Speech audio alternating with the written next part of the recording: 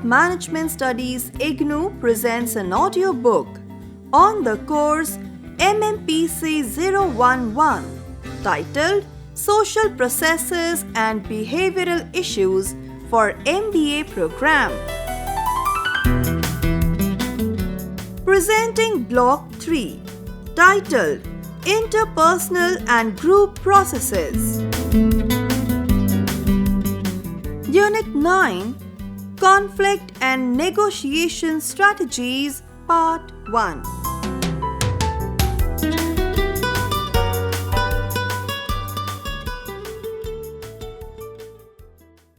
Objectives. After studying this unit, you should be able to 1. Define conflict. 2. Identify different types and levels of conflict. 3. Outline sources of conflict. 4. Specify the effects of conflict. 5. Outline the conflict process. 6. Discuss different frameworks of conflict management. 7. Facilitate conflict prevention in your organization. 8. Explain negotiation and how does it take place. And 9. Discuss various types of bargaining strategies in the market and how individual differences, ethics, and situational factors influences negotiation.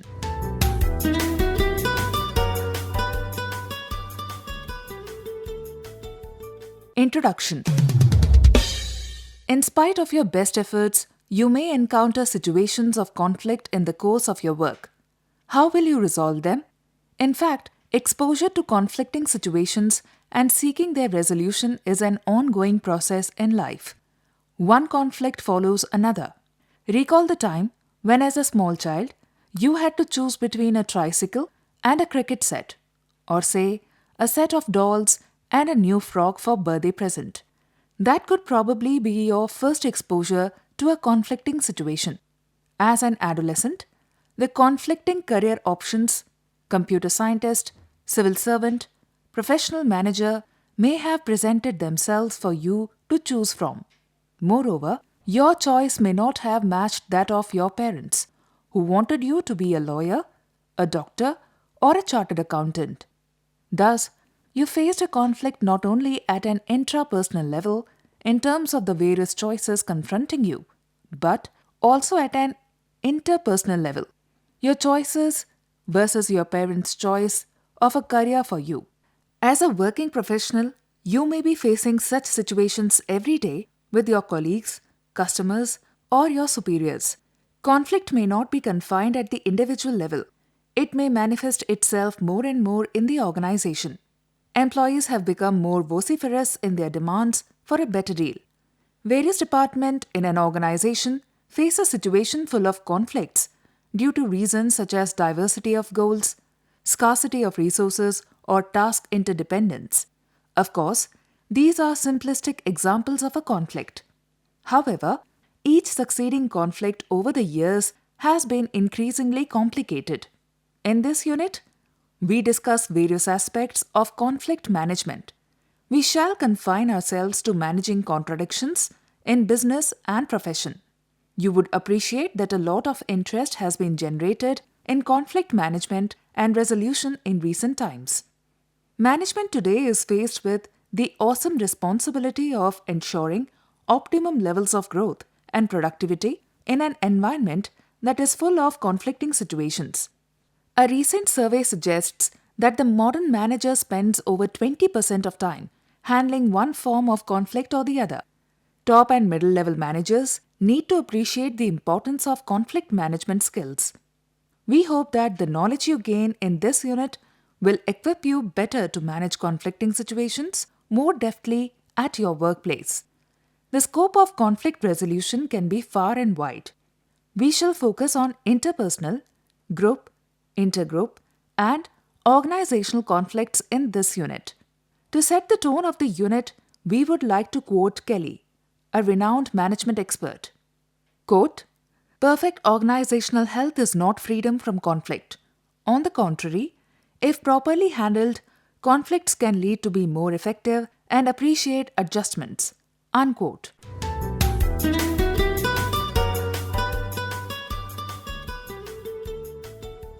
Defining conflict. Conflict is a natural disagreement amongst individuals or groups that differ in attitudes, beliefs, values, or needs. It has both positive and negative sides. Conflict may be needed at times. It helps to raise and address problems, helps people to be real, and learn how to recognize and benefit from being different. But in general, conflict is perceived as a problem which hampers productivity, lowers morale, causes more and continued conflict resulting into inappropriate behavior.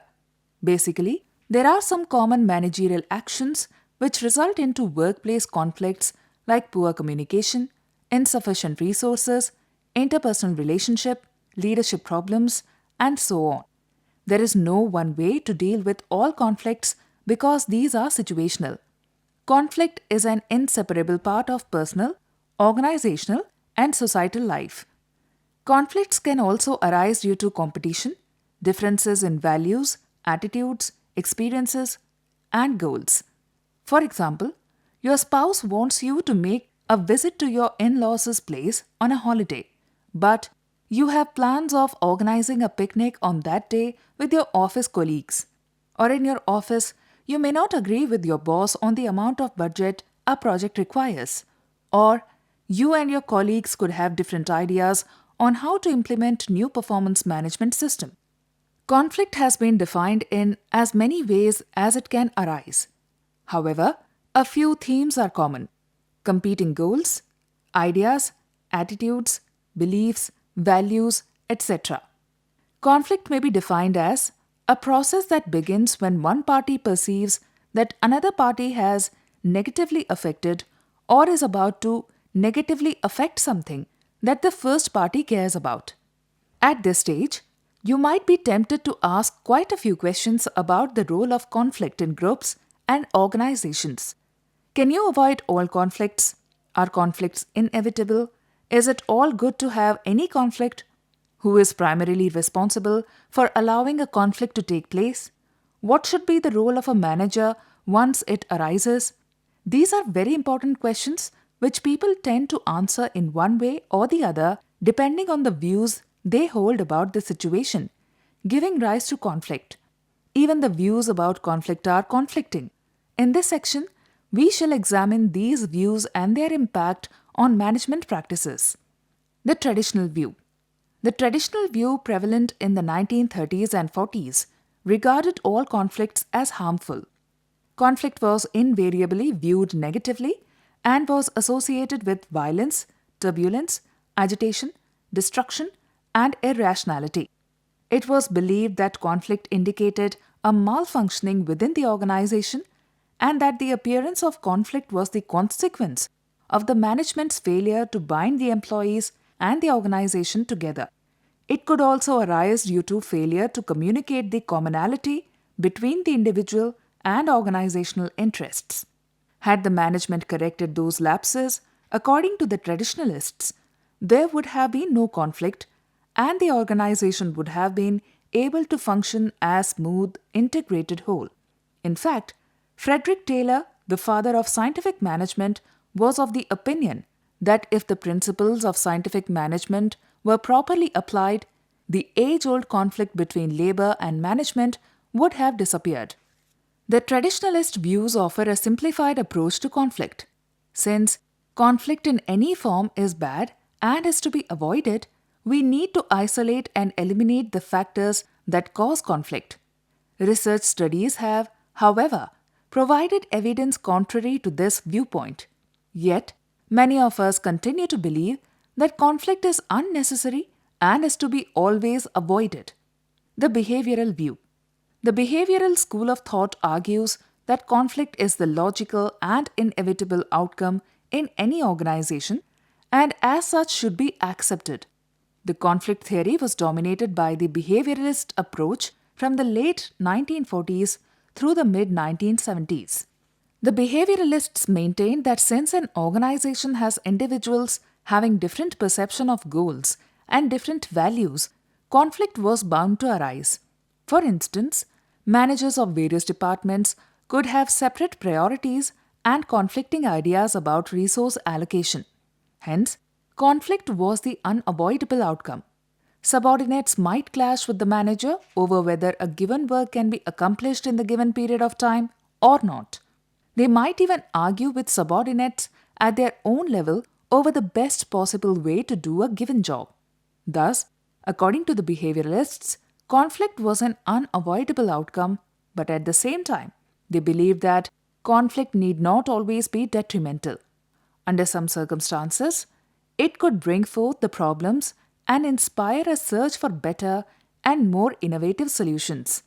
Though the behavioralists conceded that conflict could lead to greater creativity in problem solving and could be beneficial to organizations under certain conditions, yet they perceived conflict as harmful, something to be resolved as soon as it arose. They considered that by nature, people were basically good. Trust, cooperation, and goodness are given in human nature. According to the behavioralists, the major antecedent conditions which induce aggressiveness and conflict in people are the faulty policies and structure resulting in distortion and breakdown in communication. Hence, the manager's role in resolving conflict is to restore understanding, trust, and openness between parties. This is particularly true where one has public dealing, as in power utilities, where perceptions of customers and management may differ vastly on a number of issues and the way problems could be resolved. The interactionist view. The thinking currently prevalent about conflict has been labeled as the interactionist view, in contrast to the behavioralist view, which considers conflict as inevitable. The interactionists not only accept conflict but also encourage it. However, they maintain that conflict must be regulated so that it does not get out of control, producing dysfunctional consequences. The inevitability of conflict results from the interaction between organizationally imposed struggle for limited rewards and innate aggressive and competitive instincts in people. Against this perspective, the interactionists maintain that if harmony, peace, tranquility, and cooperation prevail in a situation for a long time, the group is prone to become non-responsive to innovation and change. To shake the group out of its complacency and to make it proactive, self-critical and creative, and ongoing minimum level of conflict should be maintained. Advocates of interactionist view emphasizes that the mission of management is effective goal attainment rather than creation of harmony and cooperation. So, as a manager, your task is not to eliminate or reduce conflict, but to manage it in such a manner that its beneficial effects are maximized and its negative or harmful aspects are minimized. Such a conflict management practice may even include stimulation of conflict to give impetus to innovation and creativity.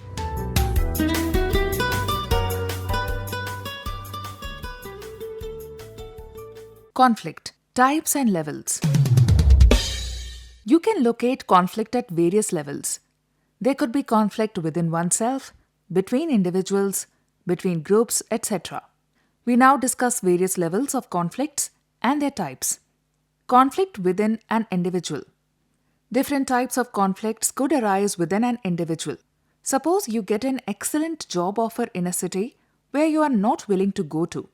In such a case, you are attracted to and repelled by the same object, an approach avoidance conflict. Similarly, you may be attracted to two equally appealing alternatives like seeing a movie or going for a picnic, an approach conflict. You may also be repelled by two equally unpleasant alternatives like the threat of being dismissed if you fail to report against a friendly colleague who is guilty of breaking the organization's rules, an avoidance conflict. Conflict between individuals. Conflict can also take an interpersonal form. Conflict between individuals takes place owing to several factors, but the most common ones are personal dislikes or personality differences. When there are differences only of opinion between individuals about task-related matters, it can be construed as technical conflict rather than interpersonal conflict. Of course, technical and interpersonal conflicts may influence each other due to role-related pressures. The sales manager may put the blame for low sales volume on the production manager for below par quality or not meeting his or her production schedule and may start considering the production manager as an incompetent person. It is often very difficult to establish whether a conflict between two parties is due to rational factors or it emanates from hidden personal factors. Conflict between an individual and a group. These types of intra-group conflicts arise frequently due to an individual's inability to conform to the group norms. For example, most groups have an group's productivity norms. If the individual idea of a fair day's work and may pressurize an individual if he or she exceeds or falls short of the resents any such pressure, he or she could come into conflict with other group members.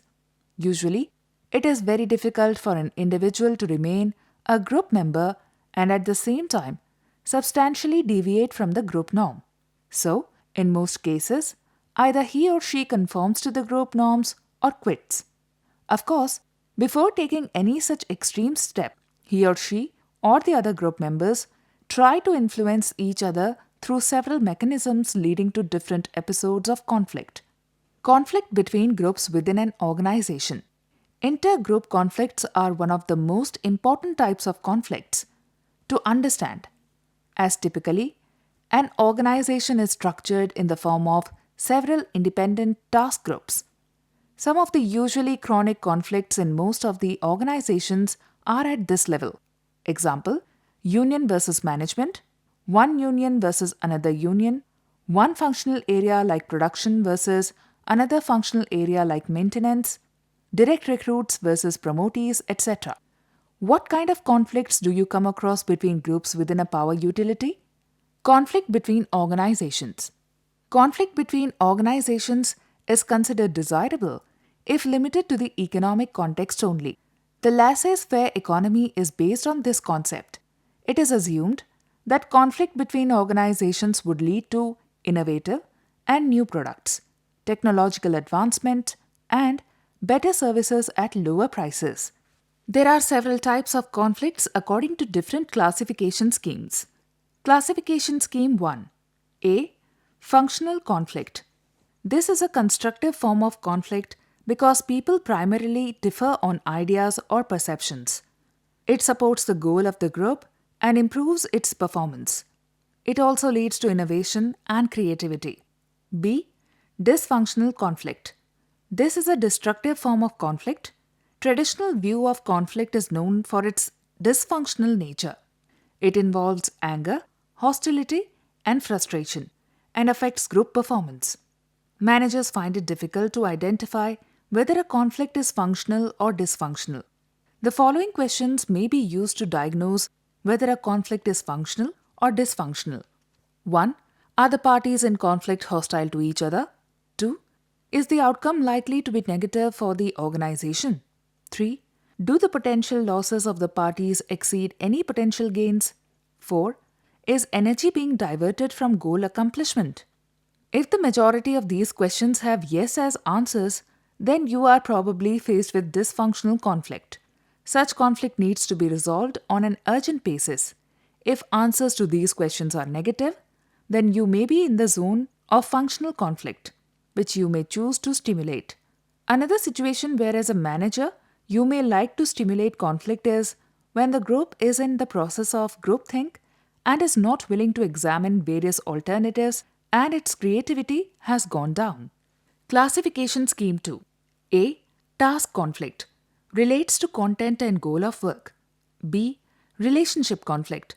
Based on interpersonal relationships. C. Process conflict. Relates to how the work gets done. Classification Scheme 3. This involves two types of conflicts based on their contents or sources. A. Intrinsic conflict. It is based on rational and intellectual contents. Resolving intrinsic conflict requires an analytical approach. B. Extrinsic conflict. It has psychological and emotional contents. Resolving extrinsic conflict requires social tackling diplomatically. Classification Scheme 4. In this scheme, classification is based on perfected frustrations and emotions. A. Realistic conflict. It is based on rational, task, or goal-oriented confrontations. B. Non-realistic conflict. It is based on projected frustrations and emotions. Classification scheme 5. Conflict may also be classified based on the situation. A. Substantive conflict. These are task-related conflicts. B. Affective conflict. This conflict is related to socio-emotional or interpersonal relational issues. In addition, there are two more types of conflicts. 1. Inter-role conflict. It occurs when a person receives contradictory expectations in the same role. It may also be due to competing demand between two different roles carried out by an individual. For example, a manager may suggest to an employee to finish the project under tight schedule, which is really unrealistic. This may generate inter-role conflict. 2. Person-role conflict. This type of conflict arises when an individual is asked to do certain things as part of his or her role, which is against his or her personal value system.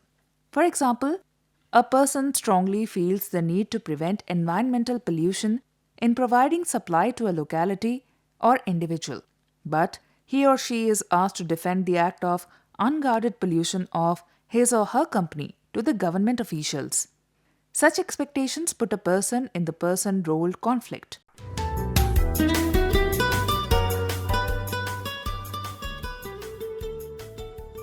Sources of conflict. In the previous sections, you have learned that it would be naive to think that conflicts in an organization take place simply due to lack of understanding between people. A large number of potential sources of conflict exist in organizational life as antecedent conditions and form a realistic basis for some conflicts. In this section, we shall quickly review some such sources. Competition for limited resources. Any group exists for the purpose of attaining some goals within the available resources. These resources may be tangible like men, materials, and money, or intangible like power, status, or the manager's time. No organization can provide all the resources demanded by different units. If resources are limited, different groups have to compete for these, and many conflicts may arise in such a situation. Diversity of goals. Different groups in an organization perform different functions and hence develop their own norms and goals. Theoretically, achievement of these goals should help an organization to fulfill its mission, but in practice, it is possible that goals of one group may not be compatible with the goals of another group. Take, for example, a company which manufactures electric fan which have seasonal demand. 3 departments, marketing, production, and finance, would be involved in various operations. Since the demand for the product is seasonal, the marketing manager would like to have sufficient stock. The production department will have to gear up its capacity during the season. But if labor market is tight, he or she may find it difficult to hire labor temporarily and therefore suggest resorting to employment of people on a permanent basis. The finance manager may find the storage costs high and it may be expensive to keep stock built up. Besides, maintaining the production line during slack season imposes an additional burden. This example shows that goals of different departments may be conflicting and one department may try to achieve its goals at the expense of another. This happens quite often when the reward system is linked to group performance rather than to overall organizational performance. Does such a source of conflict exist in your utility? Task interdependence. Groups in an organization do not function independent of one another. They have to interact with one another in order to accomplish their tasks. The sales department will have nothing to sell unless the production people generate power to meet the ever-growing demand, and for this, the finance department has to provide adequate funds. Thus, smooth interaction between various groups is essential for efficient functioning of the organization. 3 types of interdependences can cause intergroup conflict. 1. Pooled interdependence, which exists when 2 groups which do not interact with each other directly are affected by each other's actions. It is then possible that if one independent group performs poorly, All other groups may suffer financially. This can happen when rewards are contingent upon collective performance. For example, if T&D losses are high and metering, billing is faulty. The overall revenue generation will be low and adversely affect the interests of all in a power utility. 2. Sequential interdependence, which occurs when one group's performance depends on another group's prior performance.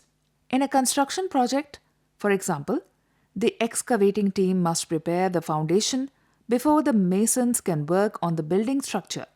Since the masons depend on the excavators, conflict between the groups can occur when the excavators' work is delayed. 3.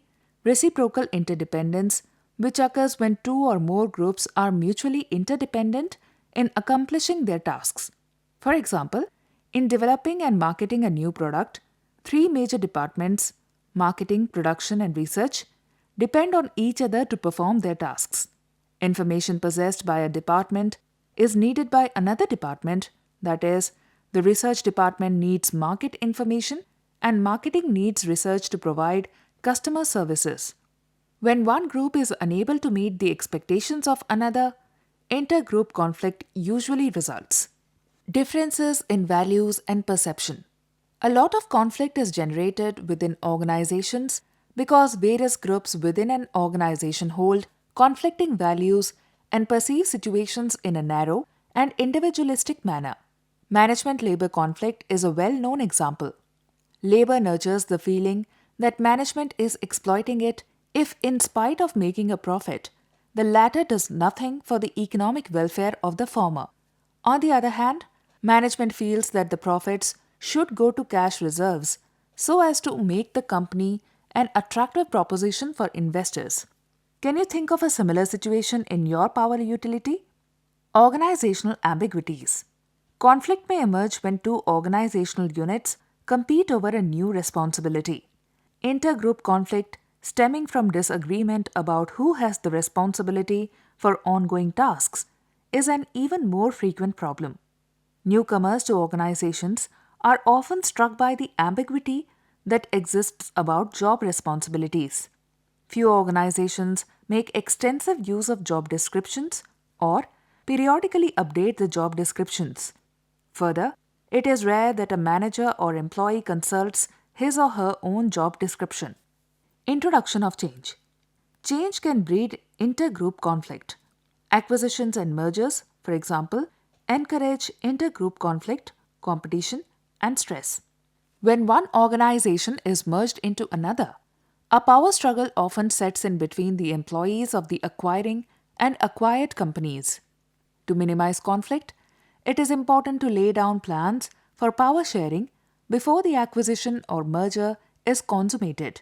Frequently, the acquired company is given representation on the board of directors of the acquiring company. Nevertheless, power struggles are difficult to avoid. Nature of communication. One of the major fallacies about conflict is that poor communication is the cause of all conflicts. A typical statement is, if we could just communicate with each other well, we could eliminate our differences. Since we have very little time for communicating with each other, considering the workload most of us have, conflict due to poor communication can arise unknowingly. In fact, the potential for conflict increases when either too little or too much communication takes place. Apparently, an increase in communication is functional only up to a point. Over-communication can result in potential for conflict. That is, too much or too little information sharing can lay the foundation for a conflict. Aggressive nature of people. Another factor that has immense potential for generating conflict within an organization is personality characteristics that account for individual differences. Evidence suggests that certain personality types, for example, individuals who are highly authoritarian, arrogant, autocratic, or dogmatic, lead to potential conflict. People have a natural need to find an outlet for their aggressive tendencies.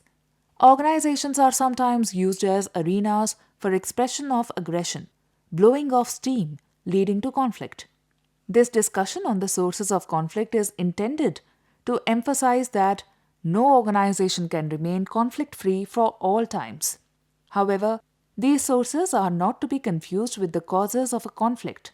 A conflict, in ultimate analysis, is caused by perceptions and feelings people experience when an incompatibility exists between what they want and what someone else wants. When perception of incompatibility and feeling of frustration are translated into actions, conflict is manifested.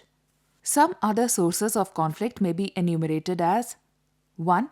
People in a group are likely to experience conflict when they have more concern for self. Conflict generates if members have a narrow perspective, resulting in a focus on short-term gains. The group is likely to remain in conflict till the members broaden their perceptions by working for superordinate goals. 2. Superordinate goals are necessary for all members in a group but cannot be achieved individually. On a long-term perspective, conflict can be prevented when members realize that the interests of all can be served by collective efforts. 3. Conflict often arises when available resources have to be shared within groups or between individuals. When members perceive that their share in the resources is limited, they tend to contest. 4. When power is perceived as limited, group members develop lack of trust, which leads to conflict. A situation in which members feel that power is being shared leads to trust among them. 5. Stereotyping may result in a group if ideologies differ, which ultimately lead towards conflict. If members accept varied ideologies in spite of differences, understanding may ensue. 6. Sometimes conflict arises in a group when members realize that uniform norms breed intolerance. If members feel that norms take into account the diversity, they can learn tolerance. 7. Another source of conflict may be the dynamics of relationships. In dependent roles, the members perceive the chances of dominance or submission, which result in conflicts and stereotyped relations.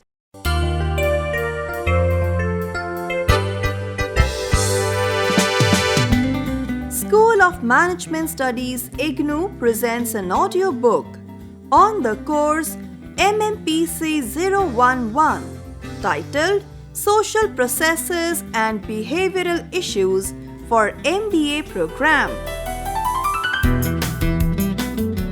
Presenting Block 3 titled Interpersonal and Group Processes. Unit 9 Conflict and Negotiation Strategies Part 1.